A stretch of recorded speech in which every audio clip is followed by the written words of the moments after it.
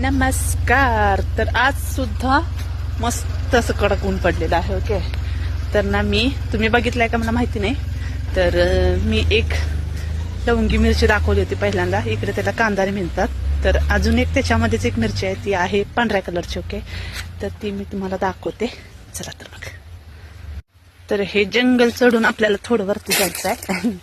तिथे आहेत भरपूर घ्यायला, आणि ऑमलेट बी बनवायला खूप चांगले लागतात. तर ह्या पांढऱ्या होतात, म्हणजे पांढऱ्या नाहीत, लाईट ग्रीन म्हणा. तर आम्ही त्याला इकडे पांढरी कांदारी म्हणजे वेल्ला कांदारी म्हणून ओळखली जाते. तर ही अशी मिरची आहे, ही कोलेस्ट्रॉल कमी करतं असं म्हणतात इकडे. तर अशा काही मिरच्या लागतात, ती लाल पण होते.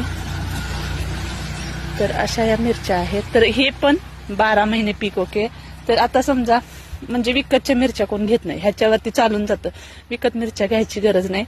तर ह्या मिरच्या ते ऑमलेट म्हणा, चटणी पण वाटली जाते, पण हिचा एक वेगळी टेस्ट आहे आणि वास पण थोडा वेगळा आहे.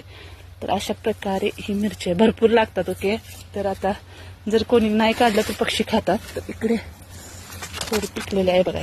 ह्याच्यामध्ये असे पिकले की आम्ही काढून ठेवतो बियासाठी. आणि हे 12 महिने लागते, त्याच्यामुळे टेन्शन नाही. प्रत्येक वेळेला लावायचं गरज नाही झाड.